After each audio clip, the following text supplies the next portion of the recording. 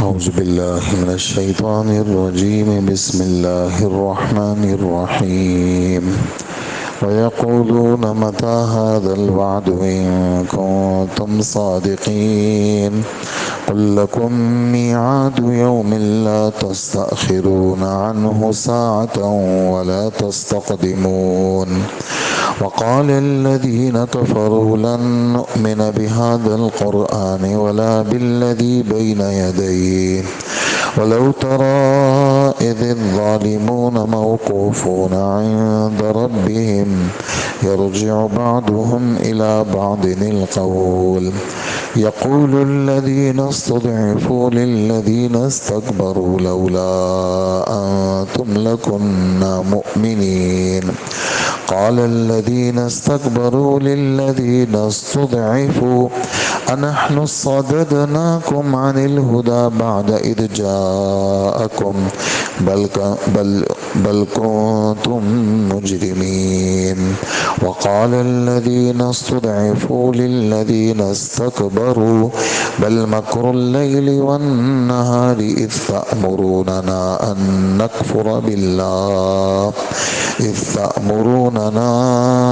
نكفر بالله ونجعل له أندادا وأسروا الندامة لما رأوا العذاب وجعلنا الأغلال في أعناق الذين كفروا هل يجزون إلا ما كانوا يعملون صدق الله العظيم.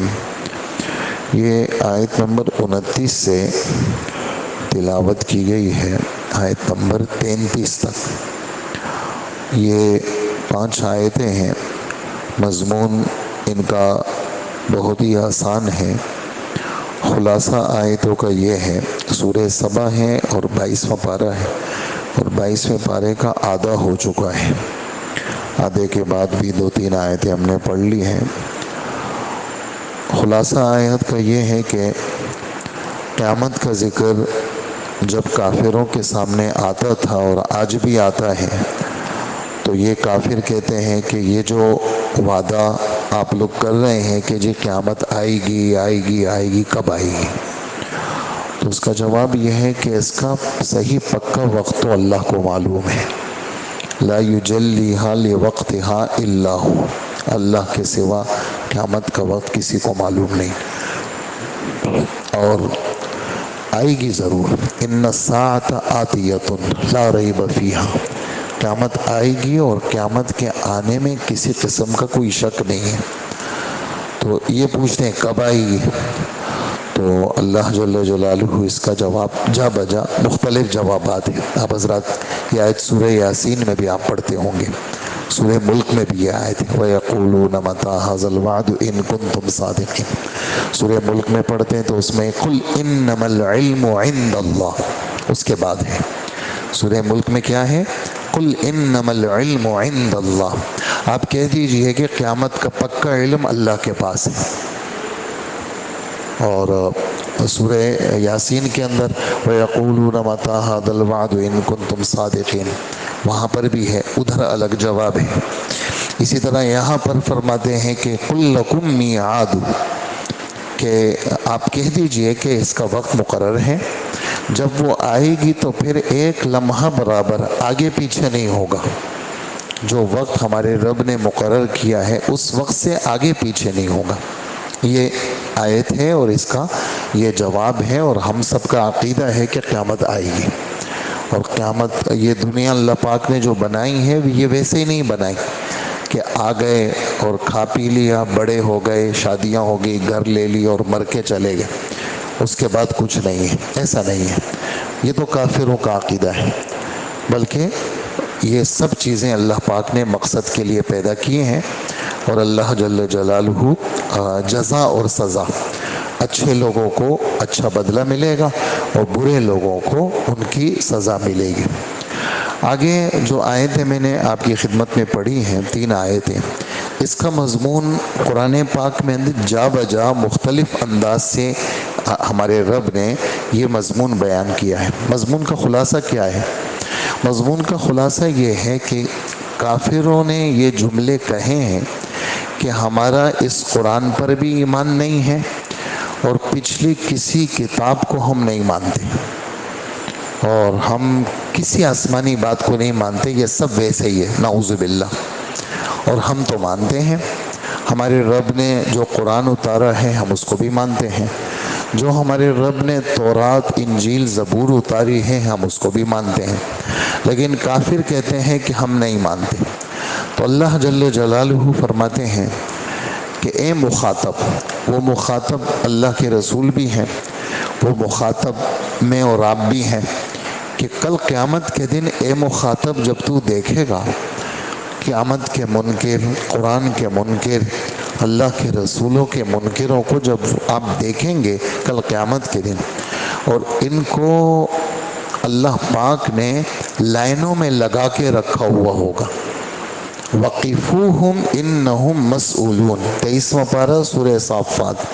ہمارے رب فرماتے ہیں ان کو کھڑا کر دو، ہاں جانے نہ پائے کوئی بھی، ان سب سے سوال جواب ہوں گے۔ تو ان کو ان کے رب کے پاس کھڑا کیا جائے گا، اور جیسے دنیا میں مجرم پکڑے جاتے ہیں تو ایک دوسرے پر الزام ڈالتے ہیں، تیری وجہ سے پکڑا گیا میں، اور تو وہاں پر بھی ایسے ہی ہوگا، تو نہ ہوتا نا تو میں مسلمان ہوتا، تیری وجہ سے میں پکڑا گیا۔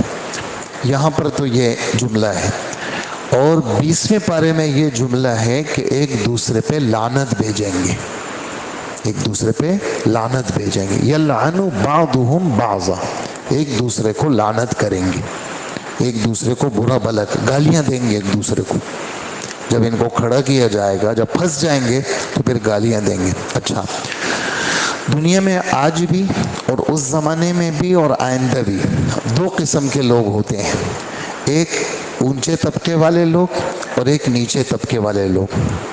اونچے طبقے والے لوگ پیسے والے لوگ، وڈیرے قسم کے، خان قسم کے بڑے لوگ، وزراء اور بڑے پیسے والے لوگ، ان کے ماتحت بہت سارے لوگ ہوتے ہیں۔ اچھا، اگر یہ چھوٹے لوگوں سے آپ کوئی بات کریں، وہ کہیں گے بھی ہمارے بڑے جو کہیں گے، اور بڑے ان کو دبا کے رکھتے ہیں۔ آج بھی ایسا ہے، اور دنیا کے اندر بہت ساری جگہ، ہمارے ملک میں بھی، بیرون ممالک میں بھی، اللہ کے رسول کے زمانے میں بھی ایسے ہی تھا۔ تو جو اونچے درجے کے لوگ ہوں گے اور نیچے درجے، سب پھنس جائیں گے۔ جب پھنس جائیں گے تو یہ نچلے درجے کے لوگ کہیں گے اگر تم نہیں ہوتے نا تو ہم پکے مومن ہوتے۔ یہ جو مزدور قسم کے، نیچے قسم کے لوگ ہوں گے، یہ ان بڑے لوگوں کو اللہ کے سامنے کیا کہیں گے، اگر تم نہیں ہوتے نا تو ہم تو پکے مومن ہوتے۔ تو وہ بڑے لوگ اس کا جواب دیں گے، جو اونچے درجے کے اپنے آپ کو یعنی دنیا میں بڑے لوگ تھے، تو وہ کہیں گے کیا ہم نے تمہیں مذہب سے روکا تھا؟ ہم نے تو تمہیں زبردستی جبرن تو روکا نہیں تھا، تم تو بس جس چیز کے ساتھ ہمارا تعلق تھا تم ہمارے پیچھے چلتے تھے، کیا ہم نے تمہیں جبرن روکا تھا؟ تو اس پہ وہ لوگ جواب دیں گے جبرن تو نہیں روکا تھا، لیکن تمہاری مکاریاں، تمہارا مستقل ہمارے پیچھے لگنا، تمہارا مستقل ہمارے اوپر حاوی ہونا، اس کی وجہ سے ہم تم سے دب گئے اور ہم نے مذہب کو اختیار نہیں کیا۔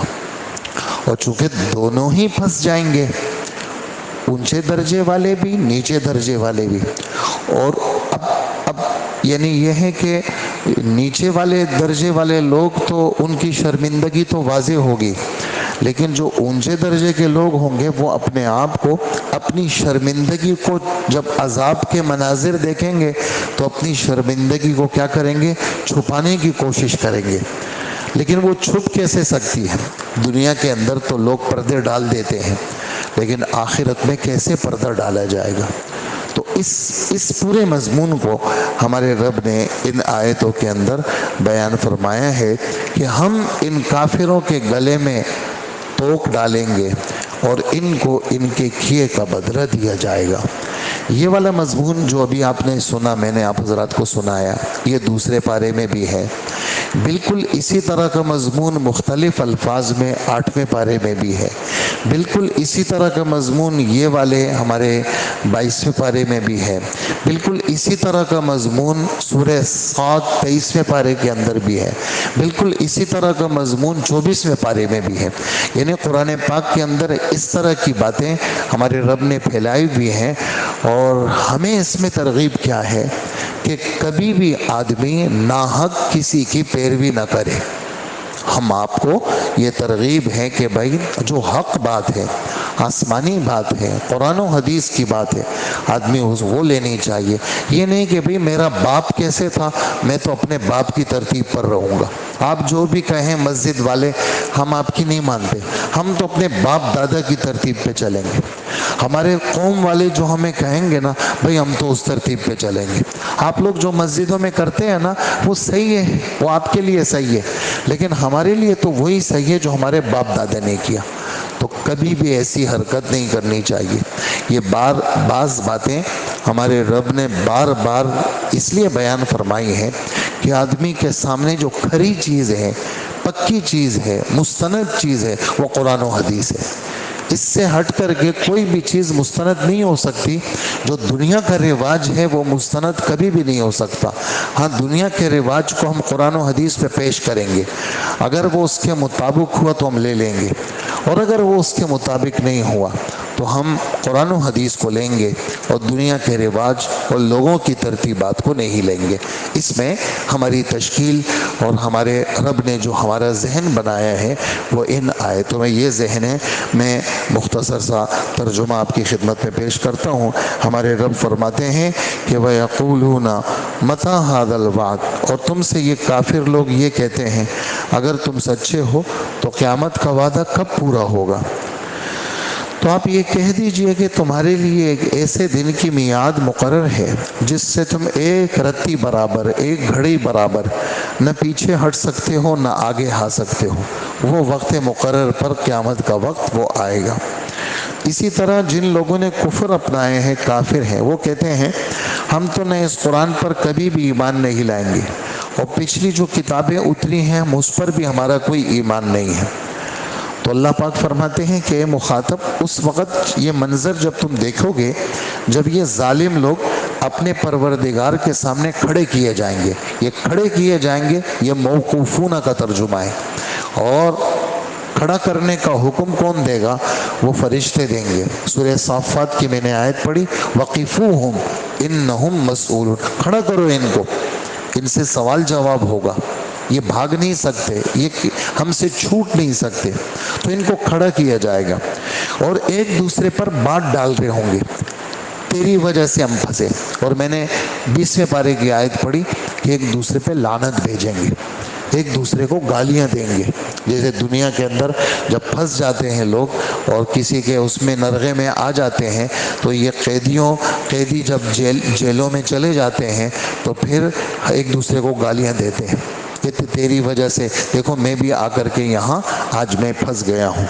जिन लोगों को दुनिया में कमज़ोर समझा गया था वो उनसे कहेंगे जो बड़े बने हुए थे, अगर तुम न होते तो हम ज़रूर ईमान वाले होते। तो जो बड़े बने हुए थे उनसे कहेंगे जिन्हें कमज़ोर समझा गया था, क्या हमने तुम्हें हिदायत से रोका था? हिदायत तो आ चुकी थी, असल बात यह है कि तुम खुद मुजरिम थे। और जिन्हें कमज़ोर समझा गया था वो उनसे कहेंगे जो बड़े बने हुए थे, नहीं तुम्हारी दिन रात की मक्कारी थी, तुम दिन रात हमें क्या करते थे? दबाव में रखते थे, आना जाना दबाव रखना, हम कहीं पर नहीं मार सकते थे, हिल नहीं सकते थे। तुम्हारे दबाव की वजह से हमने तुम्हारी क्या की है? वो पैरवी की है।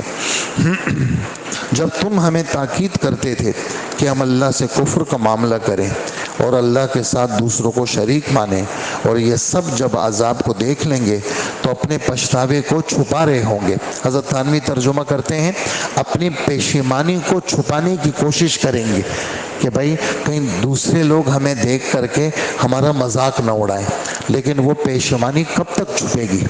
आखिर बदनामी और रुसवाई सामने हो जाएगी। अल्लाह हमारी हिफाजत फरमाए। और जिन जिन लोगों ने कुफ्र इख्तियार किया था हम उनके गलों में तोक डाल देंगे, उनको किसी और बात का नहीं, उन्हीं के आमाल का बदला दिया जाएगा। جو دنیا میں وہ کیا کرتے تھے۔